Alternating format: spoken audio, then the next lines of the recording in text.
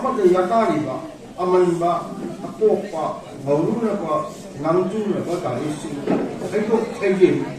manana chingma maike tapli makhon jabo alakami ko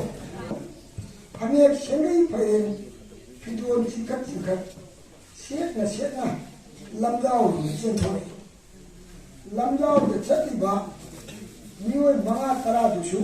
ngakna lepi oja mayambu sel khai bi ba haibadura mayambu ki malta yama boy ima ekoi sel khai la chari bani kona na chana ra khai duna save taw punna lupa lesing kunmanga ti sure ayamba member singi masing sure duna makhoi gi oi ba wakam khana ba hore tanja sida naha manga la famli ba mayam do ngai ha ngak chang le akhoi mamangi ta do na ibu khoina thora da janinga kang ka phin marada len bani urudabana di khamloi makana gumba group kharadi mi yamjadaba khunda phawa chatuna ahing yare luba phawa yawnari bani mafamda makhoi gi apamba singi ran siga mari leina na khaigat na na jang tawiba sida khunna pa singa mating pamri ni yadadi indol sadawina jasa nausa walesina husi mayamna mot amata yamna yare haibagi ayama ko bali singtun khaidokuna thamlaga naha singdo lakpangai ikokana thedudina hai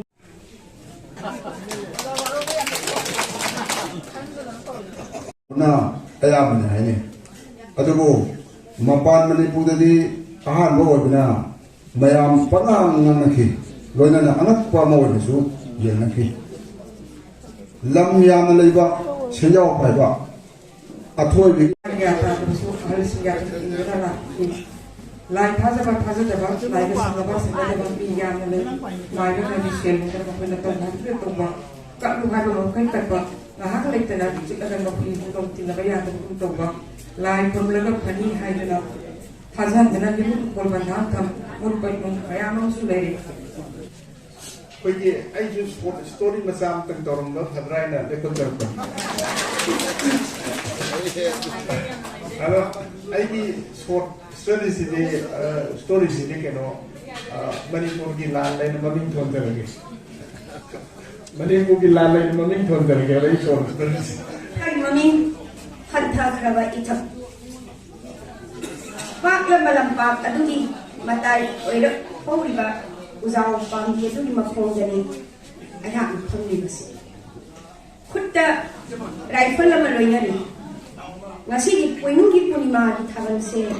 Atau make se ngadami terus yang make se. Ngasih ngomongin adusu yang ngasih ngomongin adusu yang make se ba taban oike. Lupa masuk di tapuk. Leptana sakibana asum tamna lehore sujai lela portongoi naram laga maran tili kare lambi gi nage ta hori ba wa pambi yangin pambi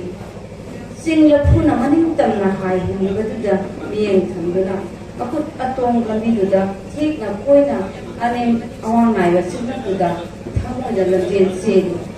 amuk ta su sat ki ba tamu tanan phadai aina duba Miserong ini mana? Komun nungai lagi, langsam cepat di awal bukan deh, hanya begini.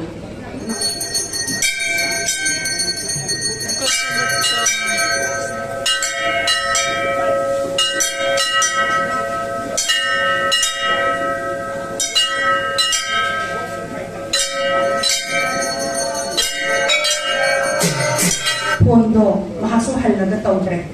Ngahat le ga bimola na pondo amus ka sutawre inama tamo ko halak labra halak triye pon su chance tawre ga thanam le adu kari hainin bage inama da hayudana ma khai tinta tawdana lai rabati tombire do makhang me la duna ko roi bada yeng duna lai adu ga am khai sa du thanam ba khana koi la dani choi dana un daram la gani Dong ba do mami kuting he ting इहे अइदी cow लेदना वाली ये तो बता कदम तक no Langi वाथता एक उमुरे ꯉꯥꯛꯇꯅ ꯒꯥꯔꯤ ꯃꯔꯜ ꯃꯊꯨꯝ ꯃꯌꯨꯝ ꯀꯩ ꯑꯃꯗꯤ ꯃꯆꯥ ꯃꯁꯨꯁꯤꯡꯒꯤ ꯂꯝꯆꯠ ꯕꯦꯕꯥꯔꯗ ꯀꯩꯔꯣꯏ ꯂꯩꯀꯥꯏꯅ ꯇꯝꯅꯤꯡꯉꯥꯏ ꯑꯣꯏꯕ ꯏꯃꯨꯡꯅꯤ ꯍꯥꯏꯗꯨꯅ ꯏꯀꯥꯏ ꯈꯨꯝꯅꯔꯝꯃꯤ ꯃꯅꯥꯛꯇ ꯆꯪꯁꯤꯜꯂꯛꯂꯒ ꯅꯨꯡꯁꯤꯅ ꯍꯥꯏꯔꯛꯏ ꯏꯆꯥꯁꯦ ꯅꯨꯡꯁꯤꯗ꯭ꯔꯣ ꯅꯨꯡꯁꯤ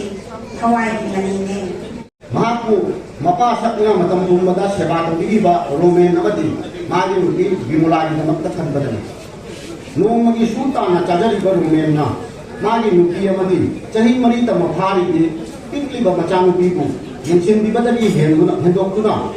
ꯁꯅꯥ ꯆꯥꯎꯕꯕꯨ ꯁꯦꯟꯅꯕꯗ ꯍꯦꯟꯅ ꯃꯊꯧ ꯆꯤꯜꯂꯝꯃꯤ ꯄꯣꯛꯂꯦ ꯅꯍꯥꯟꯈꯩ ꯃꯥꯡꯂꯨꯔꯕ ꯑꯁꯦꯡꯕ ꯅꯨꯡꯁꯤꯕ ꯑꯃ ꯃꯍꯥꯛꯀꯤ ꯊꯃꯣꯏꯅꯨꯡꯗ ꯃꯃꯤ ꯇꯥꯔꯛꯏ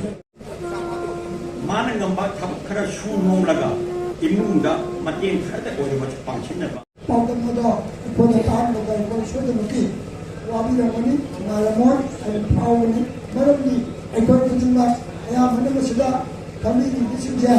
ꯂꯣꯏꯅ ꯀꯞꯄꯜ ꯌꯨꯝ ꯄꯥꯜꯂꯕ ꯄꯥꯜꯂꯕꯤ ꯉꯥꯛꯇꯅꯤꯅ ꯑꯩꯈꯣꯏꯅ ꯅꯧꯅ ꯄꯥꯜꯂꯕ ꯃꯇꯝꯗ ꯐꯥꯎꯔꯤꯕ ꯄꯨꯛꯅꯤꯡꯗ ꯅꯨꯡꯉꯥꯏꯕ ꯍꯔꯥꯎꯕꯁꯤꯡ ꯑꯗꯣ ꯃꯗꯣ ꯈꯜꯂꯨꯔꯒ ꯑꯁꯤ ꯑꯣꯖꯥꯅ ꯇꯝꯕꯤꯕ ꯋꯥꯔꯤꯁꯤꯗ ꯑꯉꯥꯡ ꯑꯗꯨꯒꯤꯗꯃꯛꯇ ꯑꯩꯈꯣꯏ ꯍꯧꯖꯤꯛꯇꯗꯤ ꯐꯤ ꯇꯥꯗꯕ ꯉꯝꯗꯦ ꯑꯩ ꯍꯥꯏꯖꯅꯤꯡꯉꯤ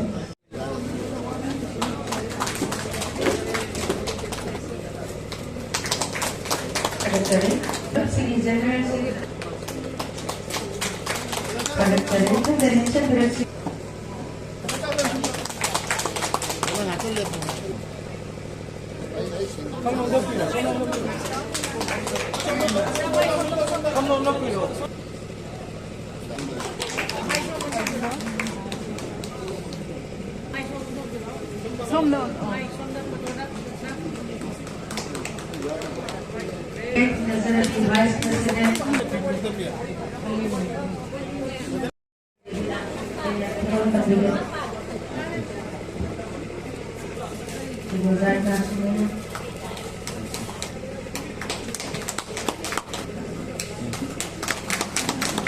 खरे खरे